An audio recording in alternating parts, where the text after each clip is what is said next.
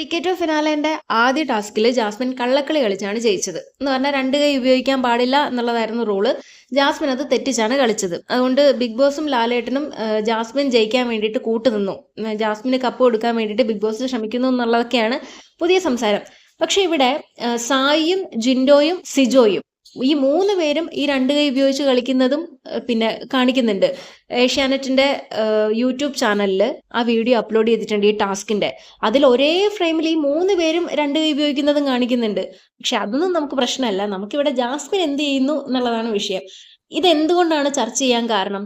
പ്രൊമോയിൽ ജാസ്മിനെ വാൺ ചെയ്യുന്നത് കാണിക്കുന്നുണ്ട്, രണ്ട് കൈ ഉപയോഗിച്ച് കളിക്കാൻ പാടില്ല എന്നുള്ളത്. എപ്പിസോഡിൽ അത് കാണിക്കുന്നില്ല. അതുകൊണ്ട് ജാസ്മിന് കിട്ടുന്ന ചീത്തപ്പേരിന് എന്തെങ്കിലും കുറവുണ്ടോ? കൂടിയതല്ലാതെ. ഇവിടെ ഞാൻ ചോദിക്കുന്നത്, ബിഗ് ബോസ് അങ്ങനെ ജാസ്മിനെ സപ്പോർട്ട് ചെയ്യുകയാണെങ്കിൽ ജാസ്മിന്റെ പോസിറ്റീവ് വശം മാത്രം അവിടെ കാണിച്ചാൽ പോരെ? ഈ റൂള് തെറ്റിക്കുന്നത്, ജാസ്മിൻ റൂള് തെറ്റിക്കുന്നത് മാത്രം കാണിക്കാതിരിക്കുക, മറ്റുള്ളവർ തെറ്റിക്കുന്നതും കാണിക്കുക. അങ്ങനെ ചെയ്താൽ പോരെ? അങ്ങനെയല്ലേ സപ്പോർട്ട് ചെയ്യാന്നുള്ള രീതിയിൽ പറയുന്നത്. ഇത് ഫുൾ നെഗറ്റീവ്. ബിഗ് ബോസിനും ചീത്തപ്പേര്, ജാസ്മിനും ചീത്തപ്പേര്, എന്നിട്ടും പറയുന്നത് ജാസ്മിനെ സപ്പോർട്ട് ചെയ്യുന്നു എന്നുള്ളതാണ്. ഇത് മനഃപൂർവ്വം കോൺട്രവേഴ്സി ഉണ്ടാക്കാനും ഇത് ചർച്ച ചെയ്യപ്പെടാനും ഇട്ട് തരുന്നതാണെന്ന് മനസ്സിലാക്കാനുള്ള ഒരു ബോധം ഇത് കാണുന്നവർക്കില്ല എന്നുള്ളതാണ് ഞാൻ വിചാരിക്കുന്നത്. ഇനി സപ്പോർട്ട് ചെയ്യുന്ന കാര്യം പറഞ്ഞാൽ, അവിടെ ജാസ്മിനെ മാത്രമാണോ സപ്പോർട്ട് ചെയ്യുന്നത്? മോശം പെരുമാറ്റത്തിൻ്റെ പേരിൽ അവിടെ ശിക്ഷിച്ചിട്ടുള്ള ഒരാളാണ് ജിൻഡോ. അതേ ജിൻഡോ കഴിഞ്ഞ ദിവസം എപ്പിസോഡിൽ ലാലേട്ടൻ്റെ മുന്നിലിരുന്നിട്ട് ഒരു മോശം പ്രവൃത്തി കാണിച്ചു. ജിൻഡോയ്ക്കെതിരെ എന്തുകൊണ്ടാണ് ആക്ഷൻ എടുക്കാത്തത്?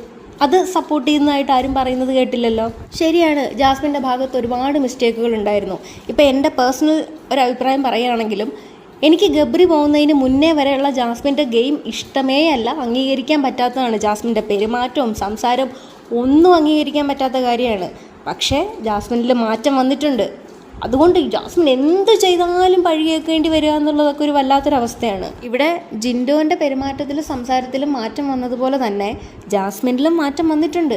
പക്ഷേ ഇവിടെ ജാസ്മിനിൽ വന്ന മാറ്റമൊന്നും ഞങ്ങൾ അംഗീകരിക്കില്ല. ജാസ്മിൻ അന്ന് അങ്ങനെ പെരുമാറിയത് കൊണ്ട് ഇനി എന്ത് കാണിച്ചാലും ജാസ്മിനെ കുറ്റേ പറയുള്ളൂ എന്ന് പറയുന്ന കുറച്ച് ആൾക്കാരുണ്ട്.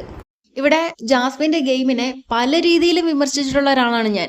ജാസ്മിൻ ലൈഫ് ഇത്രയും റിസ്കിൽ വെച്ചിട്ട് ഗെയിം കളിച്ചതുകൊണ്ട് ജാസ്മിന് കപ്പ് കൊടുക്കണമെന്ന് ഞാൻ പറയില്ല. എനിക്കതിൽ താല്പര്യമില്ല ജാസ്മിൻ കപ്പ് എടുക്കുന്നതിനോട്.